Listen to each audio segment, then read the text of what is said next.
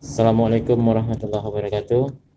Kami akan mempresentasikan poster dari kelompok kami yang berjudulkan Studi Interpretasi Resistivity dalam Mengidentifikasi Zona Rekahan, yang beranggotakan saya sendiri, Irfan Juliandi Saputra, Nurizki Novelsi, Muhammad Sandi Arya Pratama, Al Muhaimin, dan Habib Aldiansah. Yang pertama yaitu latar belakang. Seorang petrofisik dituntut untuk memahami kondisi reservoir yang dianalisa serta menentukan zona prospek yang akan dilakukan eksploitasi secara lanjut.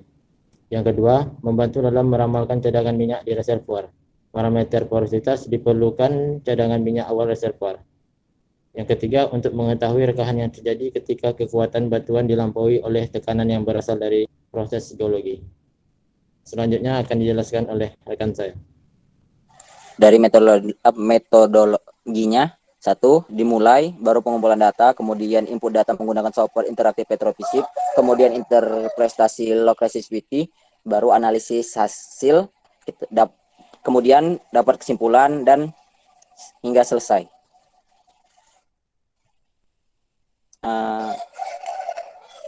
Teorinya yaitu ada rekahan yang akan dilanjutkan oleh teman saya. Baiklah, jadi rekahan ini memiliki peran penting dalam menyimpan dan memproduksi hidrokarbon, terutama pada reservoir yang tidak memiliki permeabilitas matriks tinggi. Kemudian rekahan memiliki kontribusi 0,5 sampai 1,5% porositas dari total porositas reservoir. Namun nilai porositas ini terlalu kecil untuk dideteksi oleh log porositas biasa. Nah, kemudian rekahan itu terbagi menjadi 4 tipe. Nah, kemudian pada log resistivitas, efek rekahan pada log ini tergantung dari arah, ukuran, dan panjang fluida yang ada di dalam rekahan. Jika terdapat rekahan, maka deep lateral log dan shallow lateral log akan mendeteksinya sebagai low resistivity zone. Pada rekahan vertikal, shallow lateral log akan lebih terpengaruh daripada deep lateral log. Zona rekahan akan terdeteksi sebagai zona anomaly yang konduktif jika rekahan terisi penuh oleh filtrat lumpur. Baiklah, selanjutnya akan dijelaskan oleh rekan saya. Berikut ini state of the art atau referensi yang kami jadikan acuan dalam penelitian. Yang pertama itu ada S. Wahyuni dilakukan pada sumur batuan karbonat dan mendapatkan hasil secondary porositas pada zona inters yang memungkinkan, yang kemungkinannya adalah rekahan pada sumur FLH 35 di mana nilai log sonic lebih rendah daripada porositas totalnya.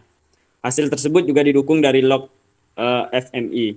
Yang kedua itu ada Genugraha 2015 pada formasi karbonat, di mana hasil yang didapat yaitu interpretasi log pada sumur TA2 dan TA3 memperlihatkan intensitas rekahan yang terdapat pada zona B, sedangkan zona lainnya hanya muncul pada beberapa kedalaman. Sumur TA3 dan TA4 memiliki rekahan yang sangat intens dalam reservoirnya. Berdasarkan hasil interpretasi log, rekahan muncul sepanjang kedalaman reservoir yang diteliti. Dan yang ketiga itu ada Faul Semistra 2018.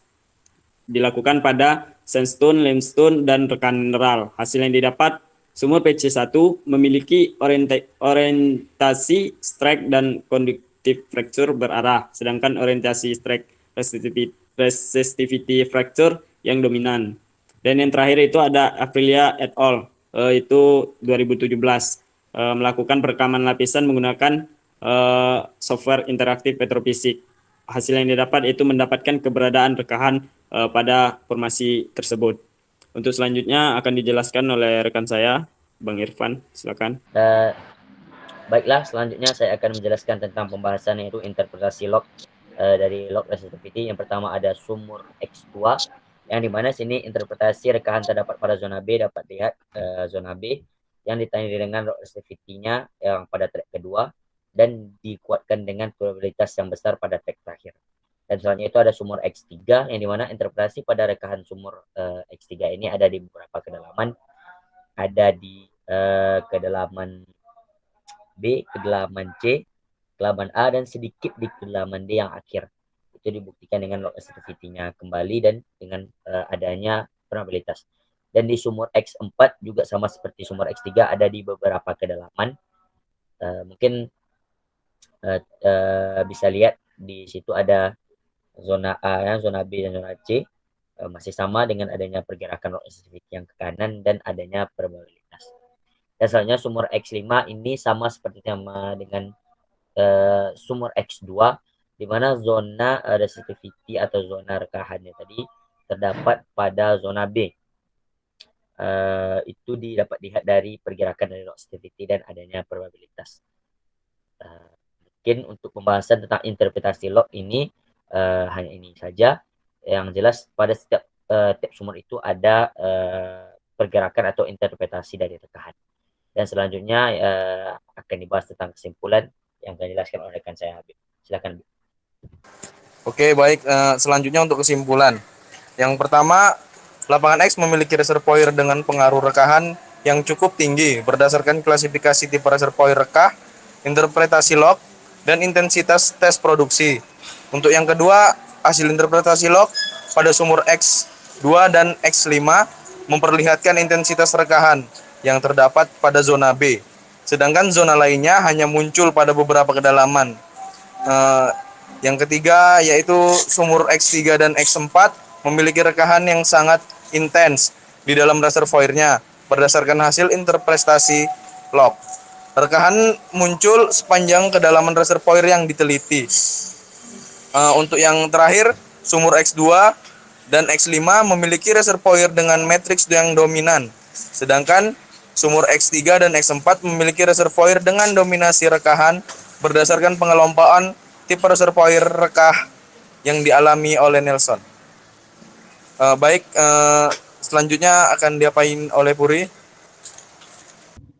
Baiklah, sekian dari hasil presentasi poster dari kelompok 2. Terima kasih kepada dosen pengampu kami, yaitu dosen Pak Dr. Eng Muslim MTS, sebagai pengampu mata kuliah Capstone Design pada semester 7 ini. Baiklah, sekian dari presentasi poster kami. Wabillahi taufiq wal hidayah. Assalamualaikum warahmatullahi wabarakatuh. Waalaikumsalam Waalaikumsalam warahmatullahi wabarakatuh.